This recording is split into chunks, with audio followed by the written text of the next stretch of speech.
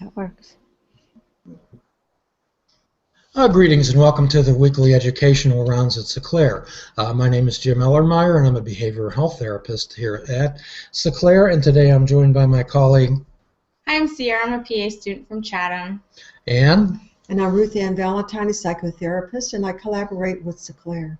And as I'm sure most of you know by now, that Sinclair is a holistic integrative psychiatric facility where we mold mind, body, and spirit. And what we do is we look for platforms on which for people to grow into the person that they can be. What we like to have people to do is live their life out loud. And today we're joined by a special guest, Nancy Fitzgerald, and thank you so much for joining us today, Nancy.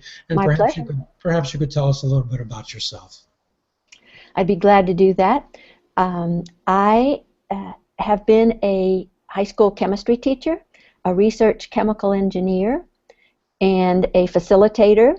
I helped a little bit at Sinclair with health and wellness as it got started, and now I am living for 6 months now in Massachusetts, where I am volunteering for the Teachers of God Foundation, which promotes courses about A Course in Miracles, online teachings based on A Course in Miracles.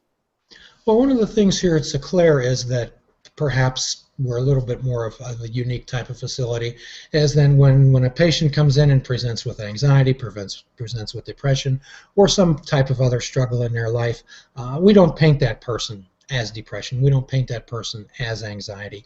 We view them as a beautiful, pure, inner-spirited being who happens to have some other struggles in their life. So that's like where we start. And what we like to do is offer enhancements to people's life. And what you're talking about, the faith-based aspect, the spirituality aspect of wellness is something that is quite often overlooked in our Western society. And I'd like to get your views on that, and also I'd like to hear from my dear friend Ruth Anne on how she incorporates that into her therapy. Well, thank you. I think A Course in Miracles can be a wonderful support for either therapists or patients, or both together. It is a spiritual psychotherapy, self-study. It really is a course. It has a text of almost 700 pages, a workbook which has 365 lessons. The workbook first takes you through kind of an undoing of your thinking, and then rebuilds it in terms of claiming your self-worth and your identity, your true self, and teaching you how to recognize the thoughts that basically are in the way of you understanding that you are love and that you are worthwhile and wonderful. And so either the therapist or the patient can make good use of A Course in Miracles. Nancy, when you say undoing, what is it that the Course in Miracles provides for the reader? What are you undoing? Well, actually, it's our thought system. It says that we get to challenge all the thoughts that we currently have, and it turns out any thought that feeds into my feeling anything but joy and happiness, so any thought that promotes anxiety or fear or depression or anger, is a thought that is basically clutter in the way of knowing who my true self is and living and giving the kind of thing that I'm called to do in this life. Also, Nancy, in the Course of Miracles, the client-therapist relationship, is it viewed as equal, that both client and patient are both teacher and learner simultaneously? Yes, absolutely. There's several different ways of expressing that mutuality, of essentially claiming our oneness. And so I am both the therapist and the patient if I sit down with someone to have an interchange. And if I'm the therapist, it turns out that the lesson is actually for me as well. That person that in front of me, the Course refers to that person as my brother. My brother is saying something, bringing up something that in some way is my concern, my issue, because I've projected that person in front of me to speak to me. And so now I'm hearing and listening and speaking from a guided place. And so, Nancy, it really becomes a healing environment. Absolutely. It's a deliberate letting go of my being in charge and trying to get out of the way, to listen, to hear what is said, and then to respond in a way that I'm guided as I go. There's actually a separate supplement for A Course in Miracles called Psychotherapy, Purpose, Process, and Practice. Maybe you can see the cover of this little separate booklet. It's also now in the new 3rd edition of A Course in Miracles. It's included right with the big bound issue. Thank you, Nancy. The last time you and I talked, you talked about some studies, scientific studies that are, I think, relevant to what we're speaking about. True. As a scientist and experimenter, it was awesome to me when I found Larry Dossey's book called Healing Words. It documents from 1993 over 100 scientific studies that prove the power of prayer or intentional focus on healing by one person for another. That works even at a distance, and if the person who's being attended to doesn't even know that the prayer or attention is being sent their way. So that's one thing, that there is scientific documentation for the power in healing for prayer, for intended support for another.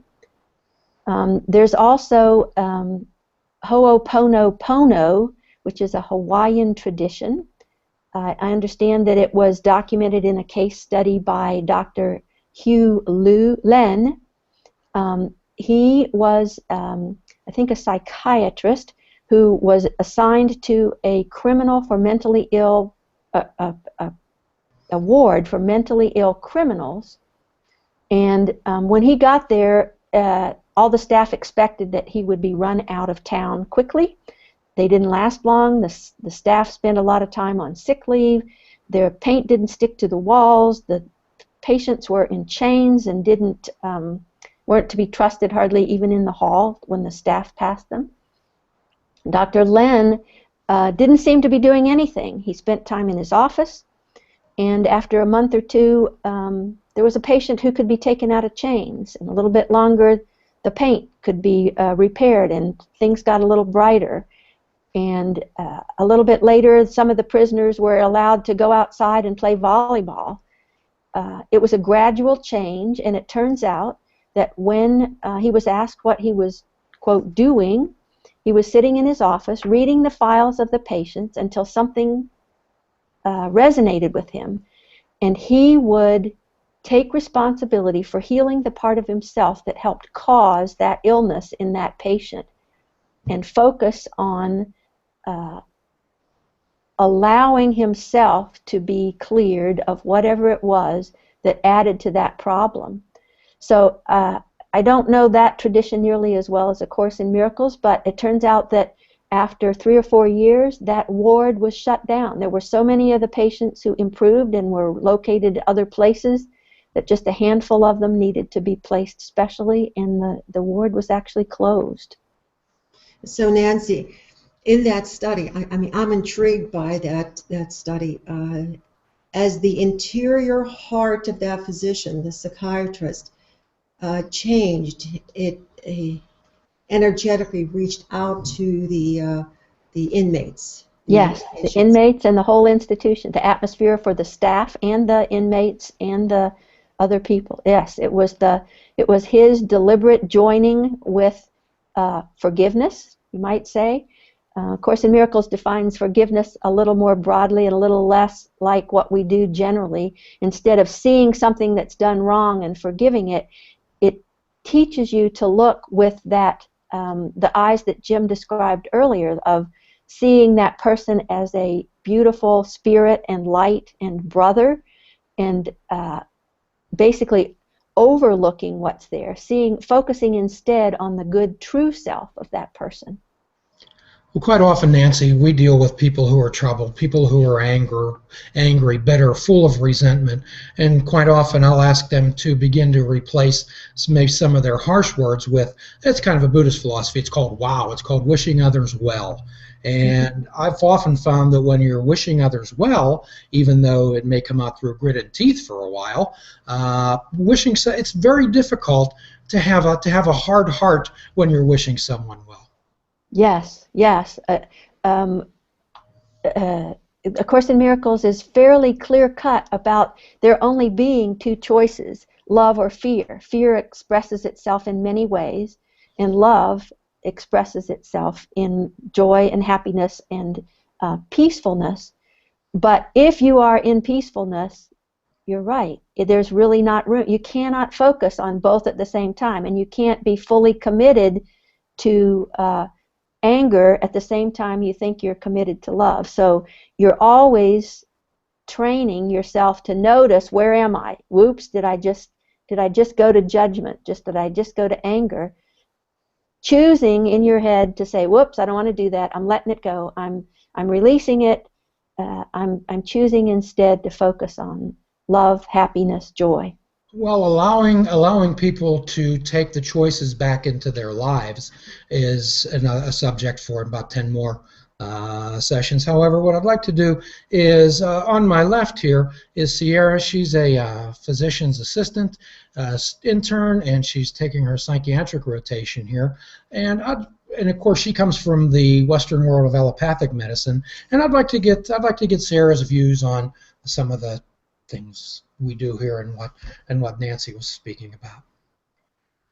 Yeah, so I go to Chatham. I'll graduate in July, hopefully, fingers crossed. But we don't discuss things like this in school, you know. It's more, you have hypertension, so I'm going to give you this medication, and I'm going to tell you why it's working because we've seen this, whereas spirituality and talking out your problems isn't something that we really discuss. You know what I mean? Because if we're not prescribing things, we may be out of a job. You know, it's not, you know, let's sit down and actually discuss what might be the root of your problem. Let's give you this medication and then this medication, and there's nothing wrong with medications in some cases, but, you know, as far from a psychiatric standpoint goes, maybe the answer is not always a medication. Well, molecules are wonderful. Our thoughts are that molecules can be a wonderful bridge.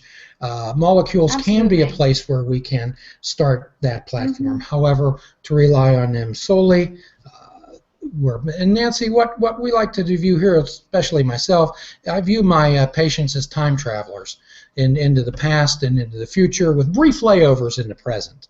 And what we try to do is have them understand that, and this is a 12-step thing, that it's in the present that the divine, the creator, higher power, puts people, places, things, circumstances, and events into your life. And if you're there, present and aware to witness them, then they might have some meaning for you.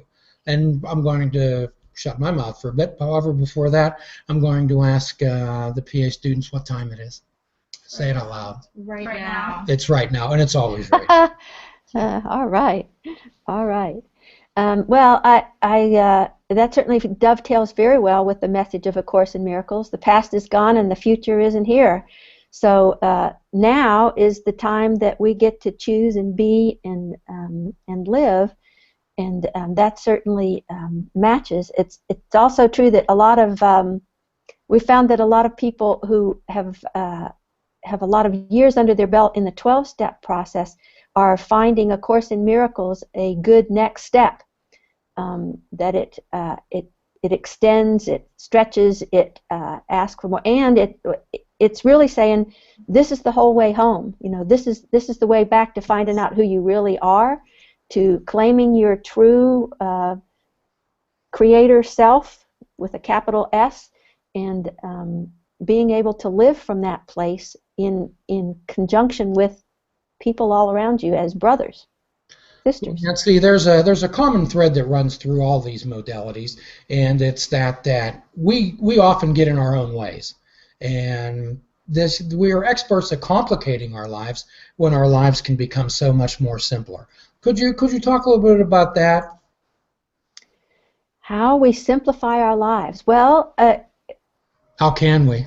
how can we? I guess in my experience with A Course in Miracles, it's helped a great deal to be taught to be able to choose between what the Course refers to as the ego system or the love side.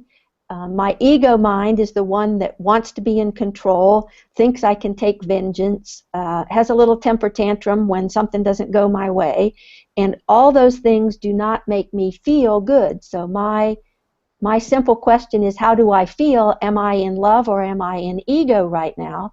Well, if I'm irritated, angry, defending myself mentally or otherwise, I'm in ego. And if I instead say, whoops, step back, take care of this for me, let me see this differently. So it doesn't mean that I have the answer. It means I'm willing to pause and see what else can come to me. It becomes a way of tapping into my inner teacher, which is another thing that the Course in Miracles says that its goal is to help some people find a way to work with their own inner teacher. We all have it. A lot of us have buried it and don't recognize it when it's talking to us. And how receptive has the medical community been to your thoughts?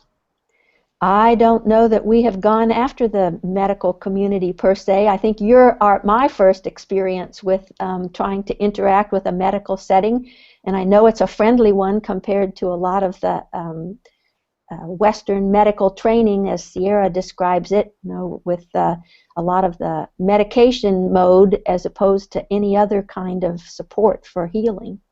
Well, you were speaking earlier about a couple of research studies, and of course we want to look at something that has some efficacy behind it and some results, some solid results. Yes, it does help in the scientific world to have experimental kinds of data that help you say, okay, I'm allowed to look at this. That was part of how I got into A Course in Miracles. I thought, oh, I'll just read this and see what it says. So as a researcher, as somebody who was taking a look at what was there, well, I realized within a couple of chapters that I would not read this without having it affect me, even reading it through once, and that the truth of it resonated so thoroughly that was the proof. Now, the other part of experimentation for me was to actually try the ideas out in my life. I studied A Course in Miracles for many years before I was kicked to a new level of actually making them my own, like trying them, really doing it, as opposed to reading about them to practice it. And it's a very practical book. It does have some theory, but it emphasizes the practical, including the workbook lessons. I'm interested to know how a person with your background in chemistry and chemical engineering became interested and involved and enmeshed in A Course of Miracles.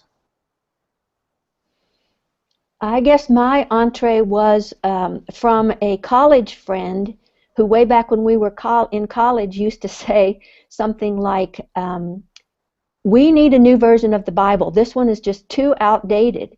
She found A Course in Miracles before I did and would mention it, write about it, whatever, probably 10 years before I got started. Once I retired early from Alcoa and had lots of choice time on my hands, I decided, okay, it's time for me to find out what this is. So when I went to my first Course in Miracles group, they were reading aloud in chapter 23, and a lot of it made absolutely no sense to me. And I thought, oh, well, the reason is it's chapter 23. Well, maybe not, maybe, but it let me keep going.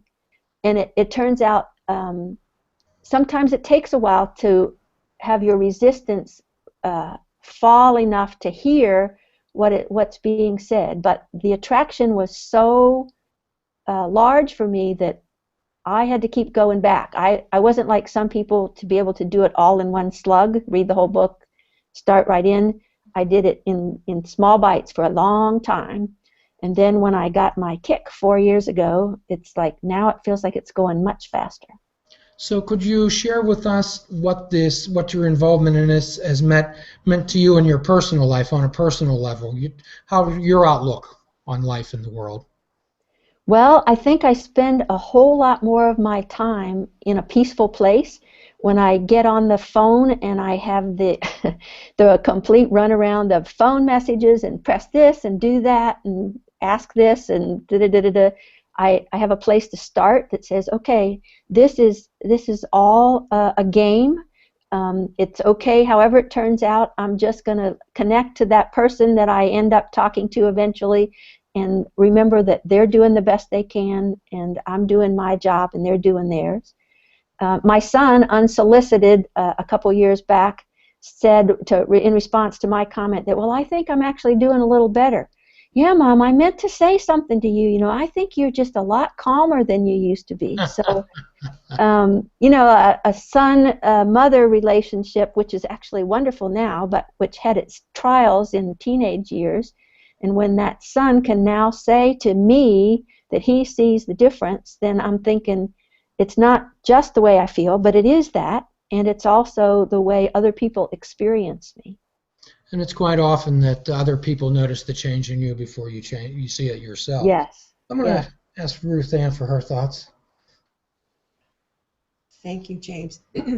Nancy, you mentioned earlier about our thoughts, and as we move away from our cluttered thinking, away from fear and towards peace and love, that inner calm happens. And I have found that in my own life on a personal level and also on a professional level. And as a result, my work is a lot more fun and enjoyable. And indeed, the person sitting across from me is my teacher. And I learned that in the Course of Miracles, and there are many conversations, Nancy. And so I really appreciate you bringing your expertise here, and your friend Sandy, who sits in front of us at the panel, because there is a wealth of knowledge in the Course in Miracles that is so applicable to the healthcare system, and it is simply your heart being open to be a learner as well as a teacher, and that in itself creates the healing environment for something wonderful and beautiful to happen.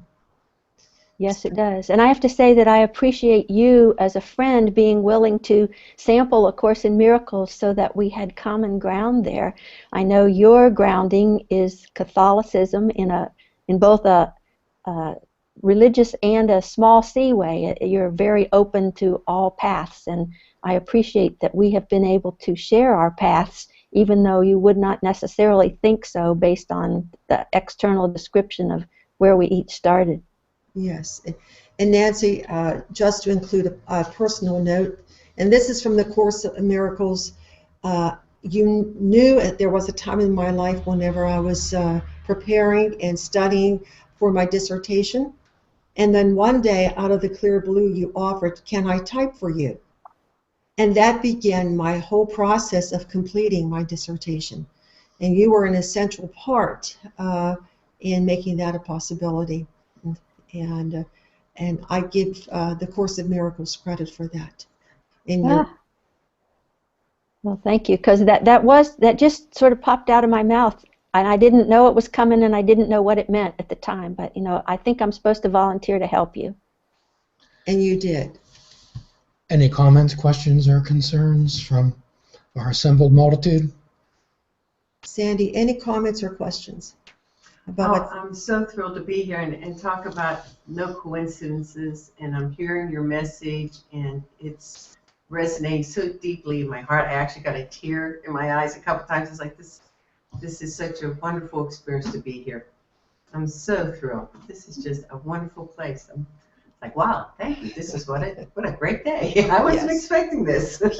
And Sandy runs a Course in Miracles group near the physical location of Sinclair, but there are groups, Course in Miracles groups that can be found online. If you type in A Course in Miracles, find a group, there are lists of places all over the country where they offer ongoing support. It is a self-study program, and it also helps to know other people are on the path with you and to share as you go. Perhaps if you could, Nancy, how interested individuals perhaps could reach out to you and or be connected with the Course on Miracles? Yes, you can reach me at my email address, nmeyer, M-E-Y-E-R, Fitz, F-I-T-Z, at yahoo.com. And also, the organization that I am volunteering with now, I might have an email address there. You could probably catch me indirectly there. It's the Teachers of God Foundation. It's teachersofgod.org online. It offers a 40-day free online course that is the one that was the basis for me making a step change, increase in the way I'm able to live and practice A Course in Miracles. Very nice, very nice. Well, it was so wonderful and so gracious for you to appear by magic with us today. Yes, and, that's what I consider. Thank you. Thank you. My great pleasure. I appreciate it greatly. Thank you, Nancy.